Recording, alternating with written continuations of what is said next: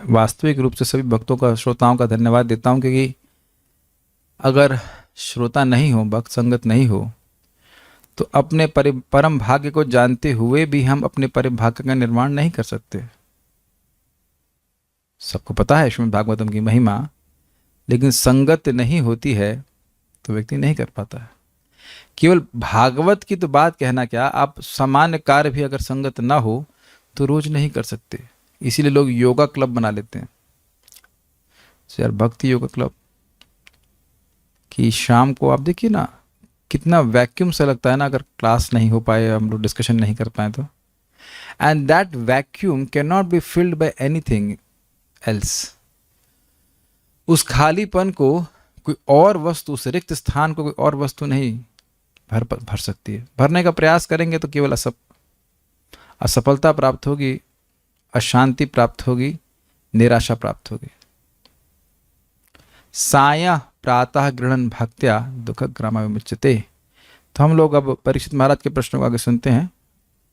उन्होंने लोग नृणाम साधारण धर्मो, साधारण धर्म सभी मनुष्यों का और जाति विशेष के धर्म के बारे में पूछा, श्रेणियों के बारे में पूछा और आदर्शों के बारे में पूछा। अब आगे पूछ रहे हैं मेरे पीछे, बोलिए।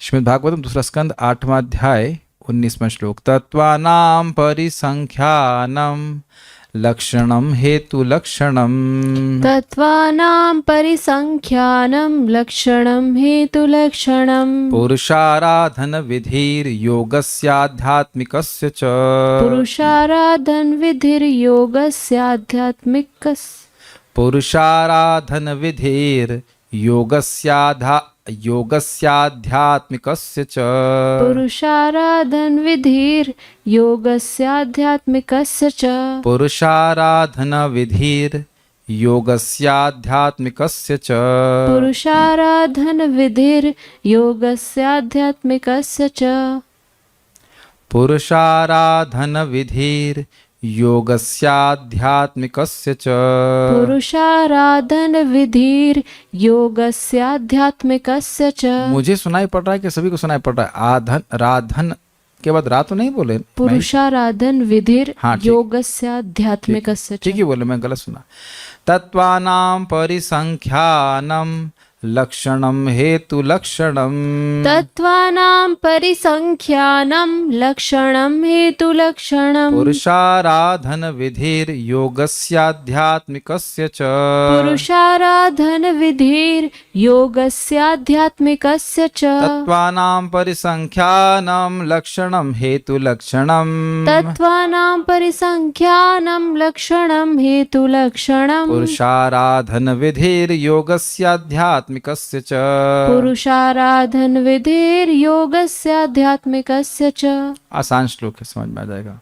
कुछ बातें समझानी होंगी। कृपा करके सृष्टि के तत्वमूलक सिद्धांतों, इन सिद्धांतों की संख्या, इनके कारणों तथा इनके विकास और इनके साथ साथ भक्ति की विधि तथा योग शक्तियों की विधि के विषय में भी बतलाइए।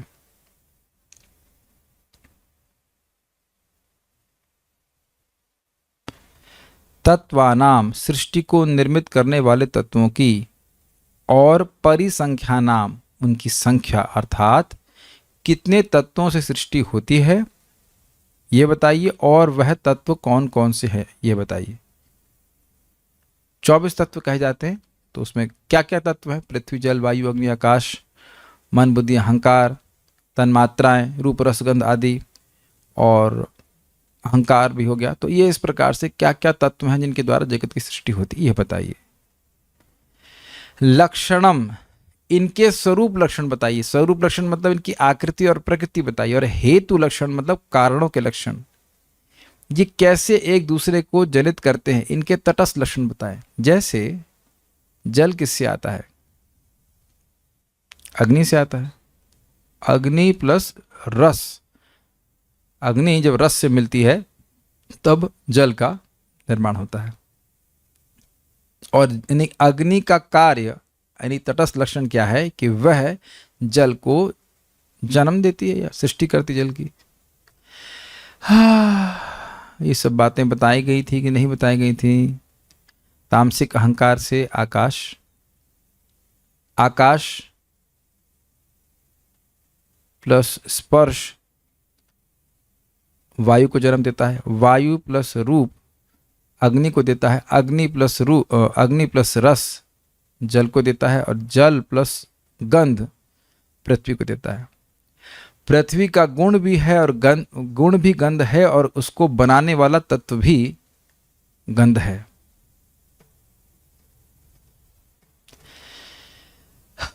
तो जल का ये एक तटस्थ लक्षण होता है, कार्य होता है कि वह पृथ्वी को जन्म देता है। बाकी जल के अन्य कार्य भी होते हैं।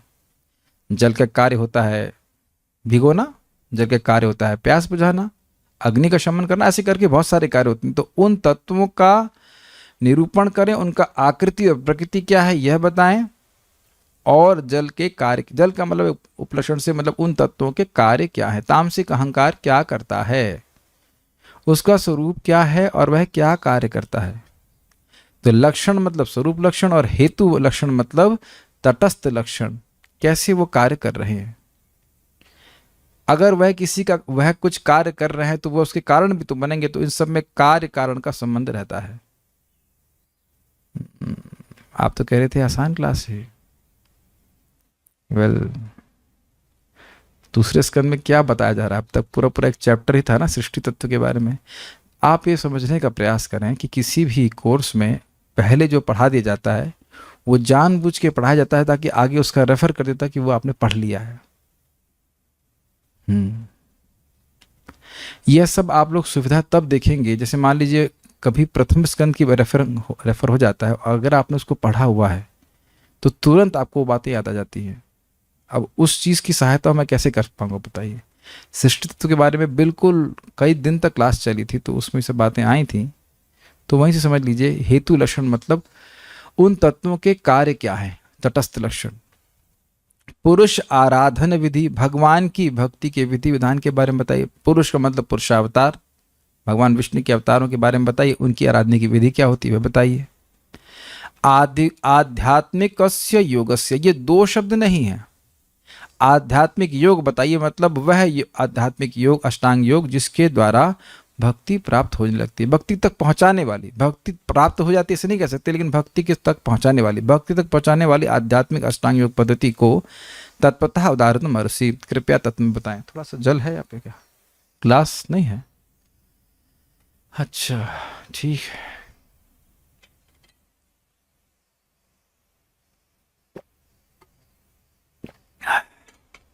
अच्छा, पानी का माइक दीजिए, माइक लीजिए। पानी ने भी क्या कार्य किया? बोलो, जल्दी से बोलो। कल का ब्रेकफास्ट चाहिए तो बताओ। प्यास बुझाई। तो पानी का ये क्या लक्षण है? तटस्थ लक्षण कि स्वरूप लक्षण? स्वरूप लक्षण। नहीं मिलेगा ब्रेकफास्ट। क्या यह उसका तटस्थ लक्षण है कि तटस्थ लक्षण जो क्या होता है बताइए। तटस्थ लक्षण बदलते हैं प्रभु। अब बदलते तो हैं, लेकिन तटस्थ लक्षण का मतलब क्या है? स्वरूप लक्षण आकृति और प्रकृति, तटस्थ लक्षण जो पर्टिकुलर समय में कोई कुछ कार्य कर रहा है। वेरी गुड, समझ में आ गया। तो अभी क्या कार्य किया? हाँ, अभी जल बुझाने का काम, प्यास बुझाने का काम किया। अच्छा, अभी मैं 5 बजे स्नान कर रहा था, तो तब भी मैं प्यास बुझा रहा था कि मैं स्नान कर रहा था। तो अब जल हमको पवित्र करने का कार्य कर रहा है। आप समझ में आ गया? मिल जाएगा ब्रेकफास्ट, घबराइए मत। जब तक खाने पे नहीं आएगा व्यक्ति को याद नहीं रहेगा कि तटस्थ क्या है। समझ में आ गया सब लोगों को? तटस्थ लक्षण, तो जल एक तत्व है, उसका एक कार्य है कि वह भिगोता है। अग्नि एक तटस्थ एक तत्व है, उसका लक्षण है, तटस्थ लक्षण है कि वो जलाती है, प्रकाश भी देती है, इत्यादि सब बातें हैं। ओके,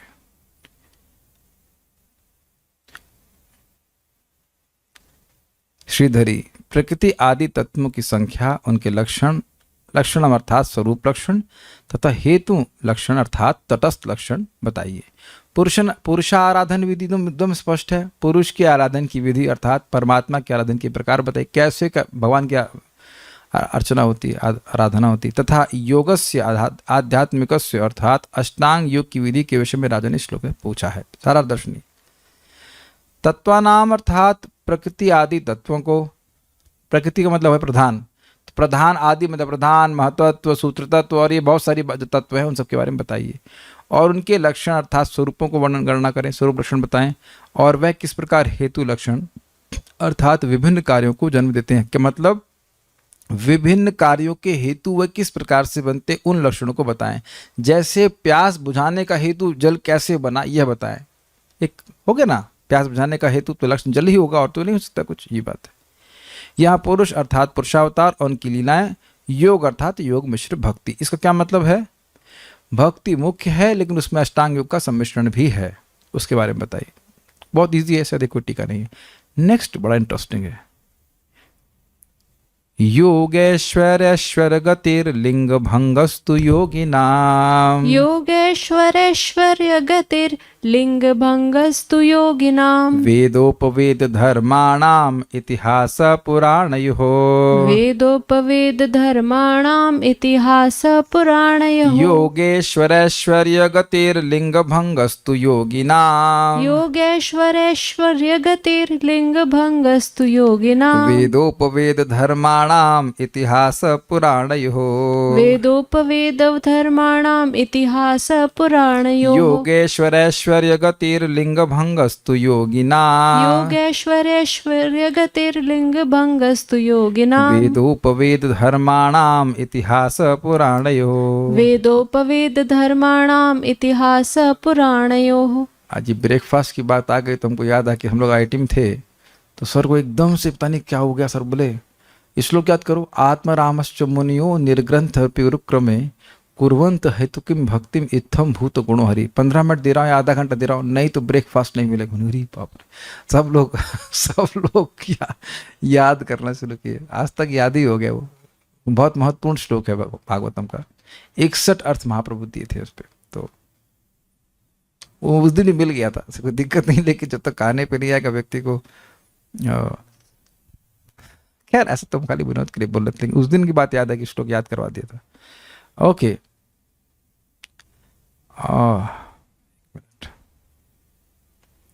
भाई को होस्ट ये काम ना करें, you should not post message on everyone. आपको केवल एक विशेष प्रयोजन के लिए को होस्ट बनाया गया है, नोबडी शुड गेट डिस्टर्ब। योगेश्वर ऐश्वर्य गतिर,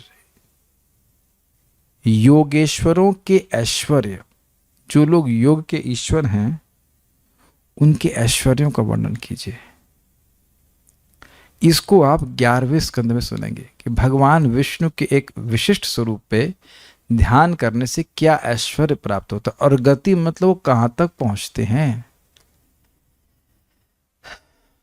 आपने कभी ये शब्द सुना है, इस विषय में हमारी गति नहीं है, वहां हमारा प्रवेश नहीं है। तो कहां तक उनकी गति है, ये पहली लाइन समझ में आ गई। अच्छा, लिंग भंगस्तु योगिनाम, उनका सूक्ष्म शरीर जब वो भंग अर्थात त्याग देते हैं उसका प्रकार भी बताइए। योगी जन अपना जब सूक्ष्म, स्थूल बोल गया क्या मैं, सूक्ष्म शरीर जब त्याग देते हैं तो कहाँ पहुंचते हैं। वैसे कुछ तो ये सब आपको ने सुना था दूसरे स्कंद की शुरुआत में क्रम मुक्ति के वर्णन में, कि योगी जन कैसे वो सुषुमार ग्रह को पार करते हुए, फिर उसके बाद महर लोग, तप लोग, जन लोग ऐसे करते करते और अपनी विभिन्न सूक्ष्म अवस्थाओं को त्यागते हुए अंततोगत्वा भगवान के पास चला जाता है। लेकिन उसके बारे में भी बताइए। ये 2 लाइन क्लियर हो गई। लिंग मतलब लिंग शरीर, ये सूक्ष्म शरीर को ही लिंग शरीर कहा जाता है। तो वह लिंग शरीर जब भंग हो जाता है, वो त्याग देता है, तो कहाँ जाता है। देखिए बात बड़ी विशेष है, क्योंकि हम लोग देह त्यागते हैं लेकिन लिंग शरीर नहीं त्यागते। अगर आपको याद हो तो बात आई थी कि पिछले अध्याय में कि भगवान ही हैं जो हर प्रकार के श्रेय को प्रदान करने वाले हैं।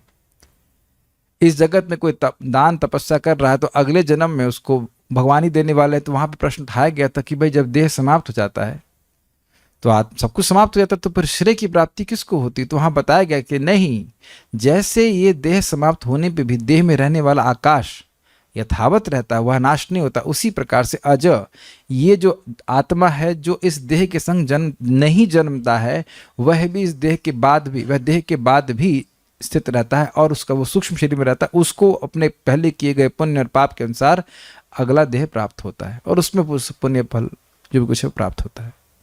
ये विज्ञान सब समझ पा रहे हैं? तो वहां पे बात आ रही थी कि सूक्ष्म शरीर नष्ट नहीं होता है और बार बार व्यक्ति को जन्म कराता रहता है। तो योगी जन जो है वो तो भोग से विरत है, तो उनका जब लिंग भंग होता है अर्थात जब उनका सूक्ष्म शरीर वो त्याग देते हैं तब क्या होता है? ये बड़ा इंटरेस्टिंग प्रश्न है। वेद उपवेद धर्माणाम, वेद और उपवेदों में पुराण आदि में क्या धर्म का वर्णन है बताइए? वैसे तो ये भक्ति ही है। वेदेश सर्वेर अहम एवं वेद्यो, वेद का प्रयोजन भगवान को जानना है। और भगवान कैसे जानते हैं? भक्तिया माम अभिजानाति, भक्ति के द्वारा ही भगवान को जाना जाता है। तो अब वेद का क्या प्रयोजन हो गया? भगवान की भक्ति। स्पष्ट है। इतिहास पुराण, इतिहास और पुराण के बारे में भी बताइए। नेक्स्ट मीन्स अनुवाद पढ़ते हैं इसका। महान योगियों के ऐश्वर्य क्या हैं और उनकी परम गति क्या है? पूर्ण योगी किस प्रकार सूक्ष्म शरीर से विरक्त होता है? इतिहास की शाखाओं तथा पूरक पुराणों समेत वैदिक साहित्य का मूलभूत ज्ञान क्या है? ये एक बहुत महत्वपूर्ण प्रश्न है, क्योंकि लोग कहते हैं कि वेद में भगवान का वर्णन कहाँ पे आया। एक भक्त पूछ रहा है कि लिंग भंग का मतलब क्या हुआ। अभी मैं ये समझा रहा था आप लोगों को, लिंग भंग का मतलब हुआ जब सूक्ष्म शरीर डिसॉल्व हो जाता है। देखिए, इसको आप अगर पढ़ना चाहते हैं तो आपको सर्च करना पड़ेगा। तीसरे स्कंद में शब्द आया है जरयति आशुकोशः, जरयति आशुकोशः। ये कोश है जो हमारे सूक्ष्म शरीर में एक प्रकार का कोश है। एक कोश क्या बोलेंगे, बैग, इंग्लिश में ट्रांसलेट करेंगे बैग, एक प्रकार का पाउच है। आत्मा एक सूक्ष्म शरीर के पाउच में है, फिर उसके बाहर जो है एक स्थूल शरीर का पाउच है, ऐसे कह सकते हैं। पाउच समझ रहे, आवरण, यस आवरण है। तो ये स्थूल शरीर का तो आवरण आपको देखता है कि ये नष्ट होता है, लेकिन सूक्ष्म शरीर नष्ट नहीं होता है। लेकिन भक्ति करने से, योग करने से सूक्ष्म शरीर भी नष्ट हो जाता है। तीसरे स्कंद में आता है जरयति आशुकोश, यह कोश भी नष्ट हो जाता है। तो जब ये कोश नष्ट हो जाता है, सूक्ष्म शरीर नष्ट हो जाता है, अहंकार नष्ट हो जाता है, यानी मिथ्या अहंकार नष्ट हो जाता है, तब क्या होता है पूछ रहे हैं। योगेश्वर यानी योग शक्तियों के स्वामी का ऐश्वर्य, ऐश्वर्य गति यानी उन्हें प्राप्त होने वाली गति, तथा योगी नाम तो लिंग भंग, योगियों के सूक्ष्म शरीर की प्रलय। इसके बारे में बताइए कि जब प्रलय हो जाता है, उनका सूक्ष्म शरीर भी नष्ट हो जाता है, तो उन्हें क्या गति प्राप्त होती है। ये काफी इंटरेस्टिंग है, काफी इंटरेस्टिंग है। देखिए, लोग समझते नहीं है कि मुक्ति का अर्थ क्या है। परम पूज्य वृंदावन चंद महाराज अभी प्रवचन में समझा रहे थे, जो भी महाराज दिए हैं, तो कह रहे थे देखिए, मोक्ष का अर्थ, मुक्ति का अर्थ है कि माया के बंधन से मुक्त हो जाए। इस जगत में रह रहा है, लेकिन अगर भोग की वासना से वो प्रभावित नहीं है तो मुक्त हो गया, ये समझ में आता है। उसको जगत की भोगने की इच्छा नहीं है, तो ये मोक्ष है कि नहीं, पहले ये बता दी सबको। ये क्लियर समझ में आ गया? कोई हाँ भी नहीं, कोई ना भी नहीं। भाई, ये भोगने की इच्छा बंधन है, यह समझ में नहीं आ रहा है। तो भोगने की इच्छा समाप्त हो गई तो ये मोक्ष हुआ कि नहीं हुआ? लेकिन इसका अर्थ यह नहीं कि वो कृष्ण की सेवा करना चाहता है। जैसे इस जगत में बहुत अच्छा हमारा उदाहरण दिया कि कोई अस्पताल से डिस्चार्ज हो जाता है और उसमें बोल देते हैं अब आपको लीवर की समस्या नहीं है, अब आपको कैंसर नहीं, सर्टिफिकेट दे दिया जाता है। लेकिन इसका अर्थ यह नहीं है कि वह स्वास्थ्य लाभ कर गया है। दोनों में कुछ भेद देख रहे हैं। उसको रोग से मुक्ति मिल गई है, लेकिन वो स्वस्थ नहीं हुआ है। जीवात्मा का स्वस्थ होना है कि वह भगवान की सेवा में लगे, भगवान की भक्ति करे, तब वह वाकई मुक्त हुआ है। I think very nice definition, very nicely clearly explain. तो लिंग भंग होने पे सूक्ष्म शरीर है ना बंधन, तो वह जब नष्ट हो जाता है तो योगियों को क्या गति प्राप्त होती है, इसके बारे में बताइए। बहुत अच्छा प्रश्न है। प्रश्न समझ में आएगा तो आगे के अध्याय भी आपको अच्छे लगेंगे। इस प्रश्न का क्या उत्तर है मुझे पूरा विश्वास है टीका में बताया जाएगा, तो हम लोग वहां पे देखते चलेंगे। वेद उपवेद, वेद तथा वेदों का अप्रत्यक्ष ज्ञान, धर्माणाम मतलब धर्म शास्त्रों, और इतिहास पुराणों, इतिहास तथा पुराणों के स्वरूप का तत्वतः उदारतम अरसित, कृपया तत्व में वर्णन करें। ये सब भी आगे सुनेंगे। श्रीधरी, योगेश्वरों को प्राप्त होने वाले अणिमा आदि ऐश्वर्यों के स्वरूप क्या है? अणिमा, महिमा, अणिमा मतलब छोटे से भी छोटा और महिमा मतलब बड़े से भी बड़ा। इशिता, वशिता, काम में वशिता, 5 गिन गए तुम्हें को याद आ गए? हाँ, कौन सा? ला से कुछ था, अब मुझे याद नहीं आ रहा है। इस पे हम लोग को, वैसे तो भगवान इसका वर्णन 11वें स्कंद में करेंगे और करने के बाद कहेंगे भक्तों को पता होने के बाद भी इसमें वो रुचि नहीं रखते हैं, तो इसलिए क्या याद करना। लेकिन 5 हैं और 3 और हैं, उसको भी आप आगे सुनेंगे। उनसे प्राप्त होने वाली अर्चादि गतियों का स्वरूप क्या है? इसको आप ना 8वें अध्याय भगवत गीता में भी सुनेंगे। जब योगी धुएं के समय, रात्रि के समय, ऐसे अंधकार के समय जब शरीर छोड़ता है तो वह वापस आता है, ये सब वर्णन है। और अब जब वह उत्तरायण के समय शरीर छोड़ता है, और भी इसमें सारे कंडीशन बनाई गई हैं, तो वह योगी परम गति को प्राप्त करता है। 8वें अध्याय में इसका वर्णन है भगवत गीता में। तो इस प्रकार की गतियों का वर्णन कीजिए। ये जरूरी है योगियों के लिए विशेष रूप से, क्योंकि वह उनके पास इच्छा मृत्यु की क्षमता होती है, और उस क्षमता के अनुसार वह समझते हैं इस समय शरीर त्यागूंगा तो यहाँ पहुँचूंगा, और उसके अनुसार वो शरीर त्यागते हैं। यद्यपि भगवान भगवद गीता में कहते हैं 8वें अध्याय में कि भक्त लोग इसको जानते हैं, लेकिन योगी भक्त लोग इससे कभी भी मोहित नहीं होते हैं। वो जानते हैं भगवान का आश्रय ले रहा है, जिस भी शरीर समय में शरीर छोड़ेंगे भगवान की प्राप्ति हो जाएगी। ठीक है, ओके। योगियों के लिंग शरीर के भंग अर्थात प्रलय का प्रकार क्या है? किस किस प्रकार से वह अपना सूक्ष्म शरीर त्यागते, उसमें भी अलग अलग प्रकार हो सकते हैं, उसके बारे में बताइए। ऋग्वेद इत्यादि वेदों, आयुर्वेद उपवेद है, आयुर्वेद इत्यादि उपवेदों तथा धर्मशास्त्रों का स्वरूप तथा तात्पर्य क्या है? मैं कुछ त्रुटि कर गया था कि उपवेद को इतिहास और पुराण बोल गया था, क्षमा कीजिएगा, वहाँ पे थोड़ा सा करेक्शन, सुधार कर ग्रहण कीजिए। उपवेद मतलब आयुर्वेद इत्यादि है, जैसे एस्ट्रोलॉजी भी है, यह भी तो अब शास्त्रों से, वेदों से ही आ रहा है। आयुर्वेद भी वेद से, आपने सुना था ना, धन्वंतरी भगवान ने इसका प्रवर्तन किया है, ये सब बातें हैं। प्रभुपाद जी चैतन्य चरितामृत के तात्पर्य में समझाते हैं कि वेद की सारी शिक्षा दिव्य नहीं है। जो उपनिषद आदि हैं वह दिव्यता के बारे में चर्चा करते हैं, और जो अन्य भाग हैं वह त्रिगुणात्मक जगत जो है उसके मैनेजमेंट के लिए करते हैं। त्रैगुण्य विषया वेदा निस्त्रय गुण्य भावार्जुन, भगवद गीता में आपने सुना है। तो सबके बारे में बताइए। तथा धर्मशास्त्रों का स्वरूप तथा तात्पर्य क्या है? धर्मशास्त्रों का स्वरूप और तात्पर्य क्या है? भगवान की भक्ति, तो वह भी बताइए। इतिहास और पुराणों के स्वरूप और तात्पर्य क्या है, उसे भी आप मुझे बतलाइए। सारा दर्शनी, हाँ जी, ये इंटरेस्टिंग बात है। कई बार लोग कहेंगे कि विभिन्न पुराणों में विभिन्न देवताओं को भगवान कहा जा रहा है, सर्वश्रेष्ठ कहा जा रहा है, तो हम किसको भगवान माने? अब श्लोक तो मुझे पूरा याद नहीं है, लेकिन पद्म पुराण का श्लोक चैतन्य चरितामृत में उद्धृत किया गया है। ते ते पुराणागमस, श्रील व्यासदेव जी ने ही लोगों में व्यामोहाय चराचरस्य जगतस ते ते पुराणागमस, ऐसे करके श्लोक शुरू होता है।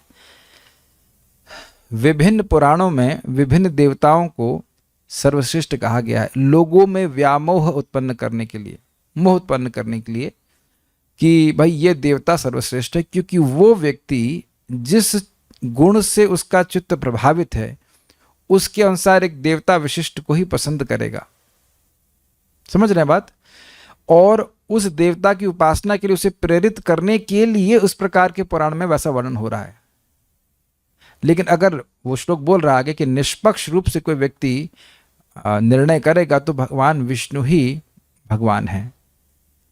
तो आप विचार कीजिए कि सारे पुराण लिखे किसने हैं? व्यासदेव जी ने लिखे हैं।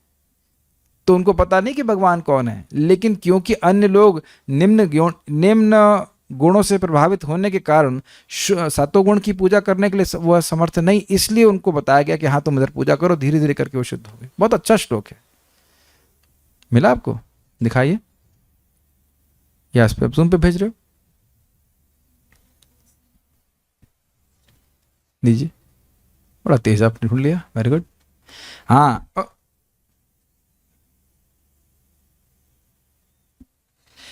ये है मध्य लीला 20वां अध्याय 145वां श्लोक। आप देख लीजिएगा, बड़ा अच्छा श्लोक है, मैं गाता हूं उसको। व्यामोहाय चराचरस्य जगतस् ते ते पुराणागमास् ताम तामेव हि देवतां परमिकां जल्पन्तु कल्पावधि सिद्धान्ते पुनरेक एव भगवान् विष्णु समस्तागम व्यापारेषु विवेचन व्यतिकरम नीतेषु निश्चीयते। तो कहते हैं कि विभिन्न प्रकार के वैदिक साहित्य हैं और पुराण हैं, और उसमें एक विशेष प्रकार के देवता को ही मुख्य देवता कहा गया है। यह लोगों में चराचर चलने और स्थावर और जंगम प्राणियों में मोह उत्पन्न करने के लिए, वह शाश्वत रूप से इन धारणाओं को ग्रहण करते रहे, कोई दिक्कत नहीं है। लेकिन अगर कोई व्यक्ति निष्पक्ष रूप से वैदिक साहित्यों का अध्ययन करता है सामूहिक रूप से, तो वह इसी निष्कर्ष पे आएगा कि भगवान विष्णु ही एकमात्र भगवान है। तो आप समझ सकते हैं कि इनके तात्पर्य का, उनके स्वरूपों का वर्णन करना आवश्यक है। और वैसे हम लोग श्रीमद् भागवतों में सुनते आए हैं, नारायण परा वेदा नारायण परा मखय इत्यादि इत्यादि से करके। तो वेदों का तात्पर्य नारायण ही है। कौन बोला है? ब्रह्मा जी बोले हैं। शुरुआत में सूत गोस्वामी जी बोले हैं, प्रथम स्कंद 2 अध्याय में ही बात बोली गई है। उसी तरह का श्लोक फिर से वहां वासुदेव परो वेदा वासुदेव बोला गया था, यहाँ पे ब्रह्मा जी नारायण बोले, एकदम एक जैसा श्लोक बोल रहे हैं। तो इस तरह से बताइए ताकि लोगों को समझ में आए। वेदों का पूरा वेदों को पढ़ने का सामर्थ्य हमारा है नहीं, और पढ़ने के बाद समझ नहीं पाएंगे, इसलिए आप कंक्लूजन बताइए कि तात्पर्य क्या है वेदों का, ये बता दीजिए। यही प्रश्न तो शुरुआत भागवत में किया गया था, शास्त्रों का वह सार बताइए जिससे बुद्धि प्रसन्न हो जाए। उन लोगों की जिनकी बुद्धि वैसे ही कम है, हम ही लोगों की बात कर रहे हैं। मंद सुमंद मतयो मंद भाग्य उपद्रुतः इत्यादि सारा दर्शनी। योगेश्वर अर्थात शंभु आदि महान भक्तों को इंगित करता है, एवं उन्होंने महान ऐश्वर्य रूपी गति प्राप्त करी है। सूक्ष्म शरीरों के विनाश का वर्णन शांत भक्ति के लिए पर्याप्त है। समझ गए? सूक्ष्म शरीर का नाश हो गया है, लेकिन भगवान में भी ममत्व नहीं आया, इसको कहते हैं शांत भक्ति। शांत रस में जगत से विरक्ति, मोक्ष मिल गया, और भगवान में अनुरक्ति, लेकिन भगवान में ममता नहीं। Is it okay? तो यह है भी आप बताइए। तो ये शांत रति के बारे में, जैसे कि हम लोग योगेश्वरों के बारे में सुनिएगा, नाम ही योगेश्वर था। रंतिदेव नहीं, ऋषभ देव के 100 पुत्रों में से वो 9 पुत्र थे। तो इस सब के बारे में बताइए। वेद आदि का वह तात्पर्य निस्संदेह केवल भक्ति है, और सभी प्रकार की भक्ति के लिए एक पर्याप्त प्रश्न है। क्या प्रश्न है? वेदों का तात्पर्य बताइए। तो वेदों का तात्पर्य क्या है? भगवान को जानना। और भगवान को जानने के कैसे जानेंगे? भक्ति करके। तो भक्ति के बारे में बताइए, ये प्रश्न है, तात्पर्य। योगेश्वर 8 प्रकार की सिद्धियां प्रदर्शित कर सकता है, जिनमें परमाणु से भी सूक्ष्म बनना या पंख से भी हल्का होना, इच्छानुसार वस्तु को प्राप्त करना और जहां भी इच्छा हो चले जाना, आकाश में किसी लोक का निर्माण करना इत्यादि कृत्य सम्मिलित है। ऐसे अनेक योगेश्वर हैं जो ऐसी भिन्न भिन्न सिद्धियों में दक्ष होते हैं, किंतु इनमें से सर्वश्रेष्ठ हैं शिवजी। शिवजी सर्वश्रेष्ठ योगी हैं और सामान्य जीवों से कहीं बढ़कर अद्भुत कार्य करने वाले हैं। भगवत भक्त योग शक्तियों का प्रत्यक्ष रूप से अभ्यास नहीं करते, किंतु भगवत कृपा से वे दुर्वासा मुनि जैसे महान योगेश्वर को परास्त कर सकते हैं, जो महाराज अम्बरीश से झगड़ा मोल लेकर उन्हें अपनी योग शक्ति की अद्भुत उपलब्धियां दिखाना चाहते थे। महाराज अम्बरीश भगवान के शुद्ध भक्त थे, अतः भगवान ने अम्बरीश महाराज द्वारा किसी प्रयास के बिना ही उन्हें योगेश्वर दुर्वासा मुनि के रोष से बचा लिया, और मुनि को राजा से क्षमा मांगनी पड़ी। इसी प्रकार जब द्रौपदी को कुरु लोग मिलकर भरी सभा में नग्न करके देखना चाह रहे थे, तो भगवान ने इस संकट की घड़ी में अशेष साड़ी प्रदान करके रक्षा की थी, और द्रौपदी को तो किसी योग शक्ति का ज्ञान भी नहीं था। अतः भगवान की असीम शक्ति के बल पर भक्त भी योगेश्वर होते हैं। ठीक उसी तरह जिस प्रकार बालक अपनी माता पिता की शक्ति से शक्तिशाली बनता है, वे किसी कृत्रिम उपाय से अपनी रक्षा नहीं करते, किंतु माता पिता अनुग्रह से बच जाते हैं, माता पिता के अनुग्रह से बच जाते हैं। देखिए, ये हमने पढ़ लिया और ये हमको बहुत सामान्य बात लगती होगी, लेकिन ऐसा हम तभी कर पाएंगे जब हम वाकई शुद्ध भक्त बने, क्योंकि हमारा संदेह है कि भगवान हमें बचाएंगे कि नहीं बचाएंगे। इस कारण से इंटेलेक्चुअली व्यक्ति शरण नहीं ले सकता है।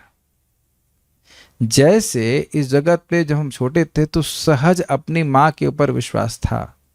आपने देखा होगा कि माताएं मोटरसाइकिल में बैठेंगे, एक हाथ से पति को पकड़े रहती हैं, एक हाथ से टांग कर बच्चे को चलती है, बच्चा खुशी खुशी वहां पे चला जाता है। सहज श्रद्धा है माँ के ऊपर। और काफी स्पीड में गाड़ी चलाते हैं, 60-70 पे तो चला, 50-60 पे तो चलाते ही हैं।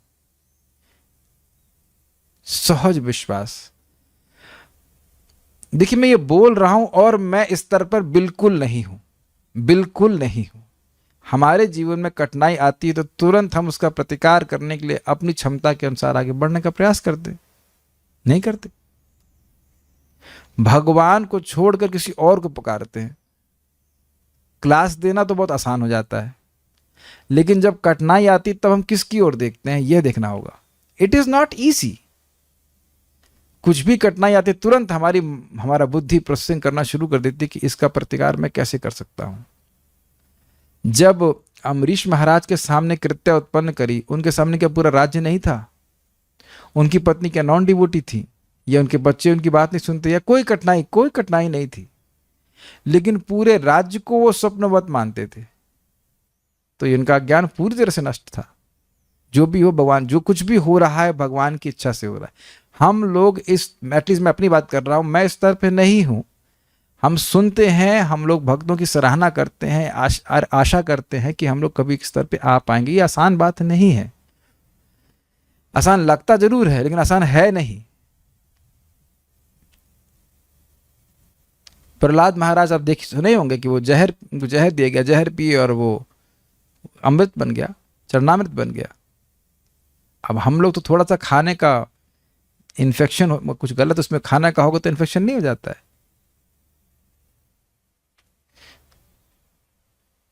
तो भगवान की तरफ से प्रोटेक्शन में कोई कमी नहीं है, कमी हमारी तरफ से है। हम लोगों को भी श्रद्धा नहीं है। तो अब यह भी नहीं कि एकदम श्रद्धा नहीं है, लेकिन इसी श्रद्धा का विकास करना है। भगवान का नाम भगवान से अभिन्न है, तो क्या हमको किसी और भी चीज की आवश्यकता है रक्षा करने के लिए? नहीं है, लेकिन क्योंकि श्रद्धा वैसी नहीं है इसलिए हम लोग और आश्रय ढूंढ रहे हैं। क्या आप मेरी बात समझ रहे हैं? And we have to be honest. नाम उच्चारण करते जाएंगे धीरे धीरे करके व्यक्ति को देखिएगा कि भगवान ही रक्षा कर रहा है, तो उधर भगवान की ही आशा देखेगा। ये बहुत आसान बात लगती है, लेकिन इतना आसान है नहीं लोगों के लिए। अब मैं ये जनरलाइजेशन नहीं कर सकता कि किसी के लिए भी नहीं, ऐसा मैं नहीं बोल रहा हूं, लेकिन मैं अपनी बात कर रहा हूं और अपने को हर व्यक्ति को एनालाइज कर लेना चाहिए। प्रभुपाद हमको इसमें बहुत अच्छी बात बताते हैं कि जब आप कार्य करें तो ऐसे कार्य करें जैसे मानो आपके ऊपर सब कुछ निर्भर करता है, और जब आप प्रार्थना करें तो ऐसे प्रार्थना करें कि भगवान कृष्ण पे सब कुछ निर्भर करता है। और अगर कुछ आसान सी चीज समझना हो ना, तो इंद्रियों को स्वयं करने का प्रयास करें, तब समझ में आता है कि भगवान की कृपा के बिना हम कुछ भी नहीं कर सकते। तुम्ही ऋषि का क्यों बोल रहे हैं भक्ति ठाकुर? तुम्ही ऋषिकेश ऋषि कदमिया करोह मोरे आत्मसात। भगवान की कृपा के बिना ये कठिन, बहुत कठिन है कि नहीं? धीरे धीरे करके श्रद्धा का विकास करता है। जैसे देखिए, समझने का प्रयास करें, जब रजोगुण का तमोगुण का प्रसरण विस्तार हृदय में होता है तो कोई व्यक्ति भूत प्रेत की पूजा करता है, तो उसको क्या लग रहा है? यार भूत प्रेत बहुत शक्तिशाली है। रजोगुण का अगर विस्तार होता है तो उसका चित्त में लगता है कोई यक्ष राक्षस, ये बहुत शक्तिशाली है। सतगुण का कुछ अगर विस्तार होता है तो हाँ, ये देवता बहुत शक्तिशाली है। जब उसका चित्त निर्गुण होगा तब वो नाम की महिमा को स्वीकार करेगा, तब भक्ति की महिमा को स्वीकार करेगा, तभी भगवान का आश्रय एकांतिक रूप से लेगा। तो जितना जितना हृदय शुद्ध होता जाएगा व्यक्ति निर्भय होता है। प्रभुपाद समझाते हैं अभयम सत्व संशुद्धि। अब क्लियर समझ में आ रहा है? जितना सत्व शुद्ध होगा उतना ही व्यक्ति निर्भयता को प्राप्त होगा। यहां देखिए उदाहरण प्रभुपाद क्या कह रहे हैं। एक बच्चा किसी कृत्रिम उपाय से अपनी रक्षा नहीं करते। क्यों नहीं करते? उनको दिख रहा है कि माता पिता साथ में है। तो इस समय व्यक्ति यद्यपि भगवान हृदय में है, लेकिन क्योंकि व्यक्ति अनुभव नहीं कर रहा है, इस कारण से वह भयभीत होता है कि हमारा क्या होगा, है कि नहीं? आप बताइए, एकदम भगवान बगल में बैठे हैं आपके, मान लीजिए, तब भी आपको भय होगा। किसी भी समस्या के लिए आप किसी का भी हाथ देखेंगे, किसी का भी चेहरा देखेंगे, आप बताइए इस बात को। अगर हमारा ऐसा विश्वास है कि बिल्कुल बस भगवान सामने ही बैठे हुए हैं, तो हम किसी भी चीज के लिए किसी का भी आश्रय नहीं देखेंगे। क्या आप लोग इस बात से सहमत हैं? भाई मां रहती है, पिता रहते हैं, समर्थ हैं, तो हम सहज रूप से उन्हीं से रोटी मांगते हैं। बाहर जाके कहीं से किसी से भीख मांगे आज तक बताइए कभी हम किसी से कोई भीख मांगते हैं?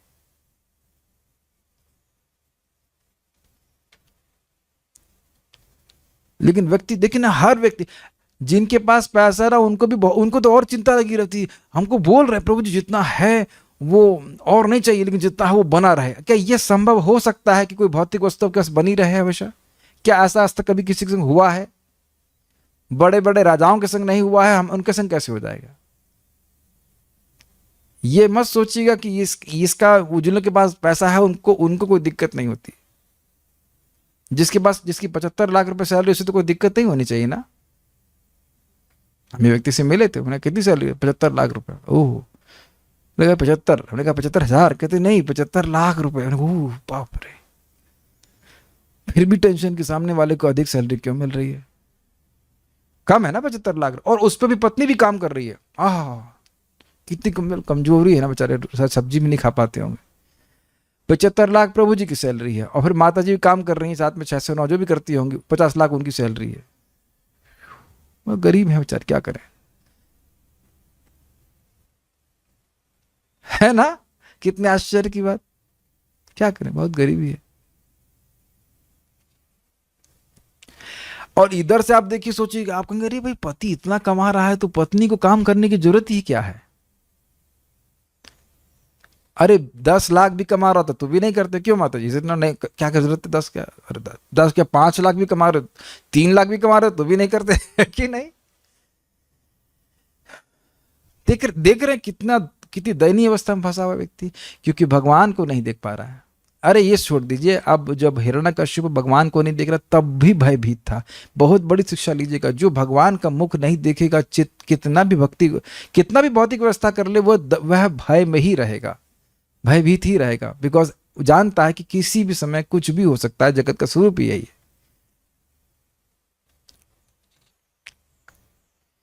ठीक है,